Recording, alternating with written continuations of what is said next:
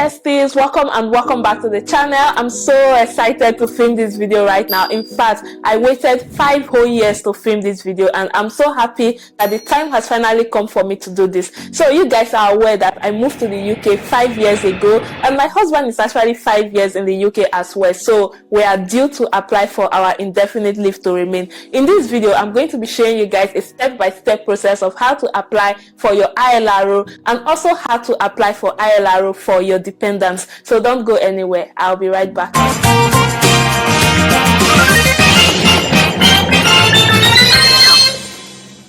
So welcome back. Now, first of all, what is ILRO? Who qualifies for ILRO, and what are the benefits of having ILRO? So ILRO is also known as indefinite leave to remain, and is also known as settlement. So for you to qualify for your ILRO, you need to have lived in the UK for at least 5 years after getting your skilled worker visa approved. Now, of course, I'm here on a skilled worker visa, so I'm going to be talking about the skilled worker visa. But if you are here as a student, or if you are here on another type of visa, then this 5 years does not apply to you. There are different time frames as pertains to different visa categories. So after you get your ILRO approved, you can live, work and study in the UK for as long as you like. You can also apply for benefits or public funds, and after 1 year of getting your ILRO approved, you can apply for British citizenship. So guys, if you are here on a skilled worker visa, I know everybody's looking forward to applying for ILRO, so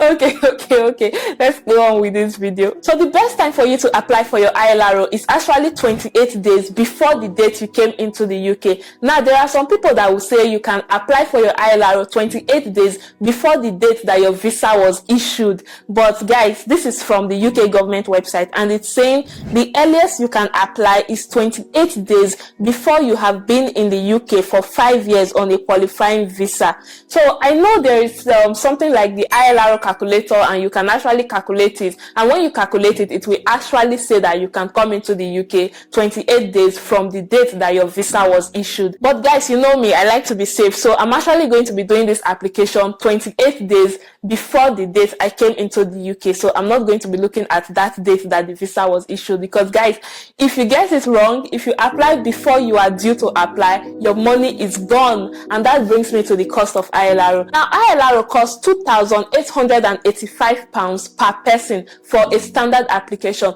but you can also apply for the priority or the super priority if you want it faster. If you are applying for the standard application, you are going to get a decision within 6 months, and guys, that is so long. So if you want to pay for the priority service, that is an additional £500, and you will get your decision within 5 working days after your biometrics. So you can also pay for super priority. If you decide to pay for super priority, that will be an additional £1,000, and you will get your decision by the end of the next working day after you provide your biometrics. So what are the required documents that you need to submit as a skilled worker applying for ILRO, and what are the required documents that you would need to submit for your dependents? So for you as the main applicant, you need to submit your international passport, you need to submit your BROP card, you need to submit your share code, that is going to prove your immigration status. You need to submit a letter from your sponsor. You also need to submit your certificate of sponsorship. Now, apart from that, you need to have written and passed the Life in UK test beforehand. So you need to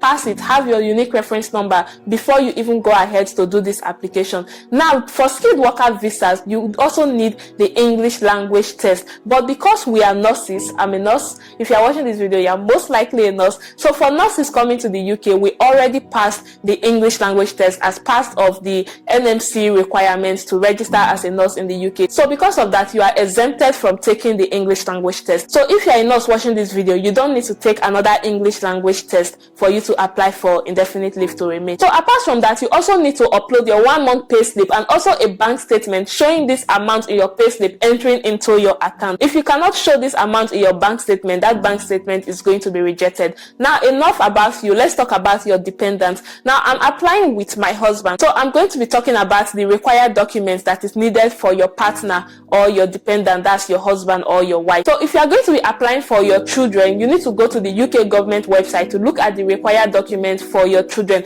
I don't want this video to be too long, so I'm not going to be going into details for what you need to upload for your children. I'm just going to stick to your partner, which is your husband or your wife. life. So for your partner, you need to upload his or her BROP card, international passport, proof of accommodation within the last 2 years. This is just to show that you guys are in a genuine relationship and this relationship does not have any plan to come to an end anytime soon. So you need to upload the proof of accommodation. You also need to upload your marriage certificate and also proof of passing the Life in UK test. Just like how you yourself uploaded your unique reference number for your Life in UK test, your partner also has to upload his own unique reference number to show that he has passed the Life in UK test. Now, apart from that, they also need to go ahead and take the English language test. Now, there are different types of English language tests that he can take, but the one my husband took is the ESOL International from Language Set, and it only tested his speaking and listening. I think it was at a grade of B1. Your partner needs to pass this English test. After passing it, he's going to be sent a unique reference number and also the English language certificate to show that he has actually taken and passed the English language test. Now, apart from that, you guys also have to sign a consent form to allow UKVI do their findings on both yourself and your partner or whoever you are applying with. So like I said before, we're going to go ahead now and do the step-by-step application of how to apply for the indefinite leave to remain as a skilled worker. That is you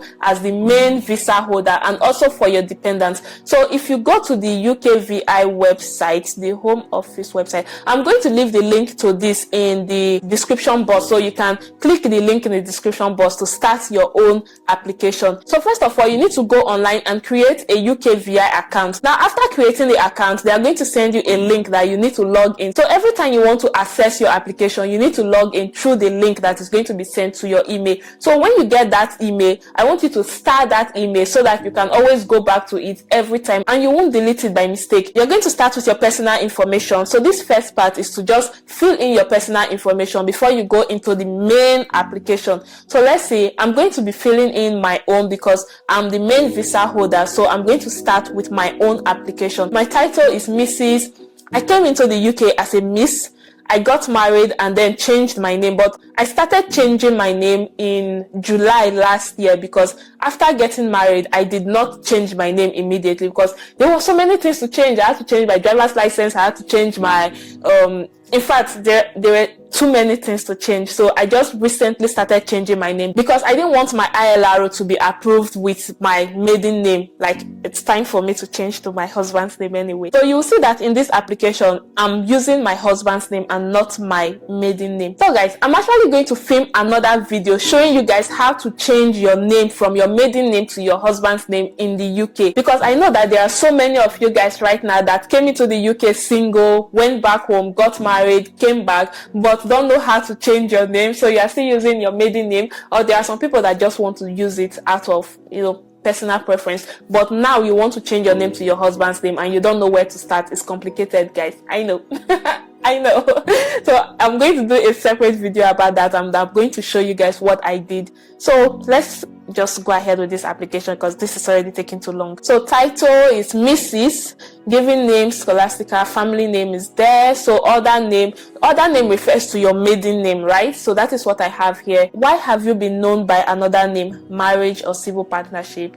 If you have legally changed your name, when did you do this? I put 31st July 2023 here, even though I just recently started changing my name. You know, guys, that when I started applying for change of name, I started with my international passport. So the date I got my international passport back was this date, 31st of July 2023. So I just put it here as the date that I changed my name. So even though my bank account, my driver's license and every other thing still had my maiden name, I'm using the one in my international passport as the official date that I changed my name. So let's go. Have you ever entered the UK using this name?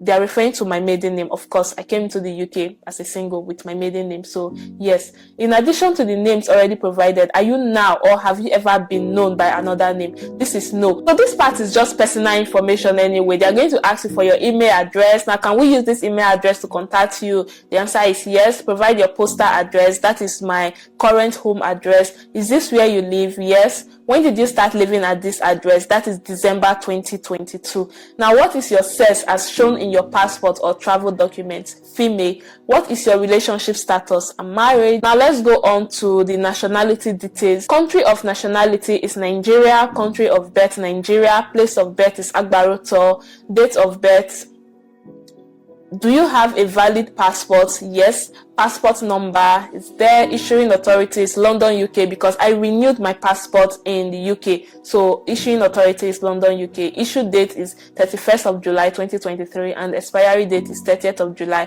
2028. Confirm you can provide this passport. Yes, I can provide this passport if required. Do you have a valid national identity card? The answer is yes. Now the thing with this national identity card, guys, is it is not compulsory. So if you don't have a national identity card, just put no there. In fact, when I put yes here, I started thinking twice that what if they now ask me to provide the national identity card? Guys, you can say no or you can say yes. It doesn't really matter anyway.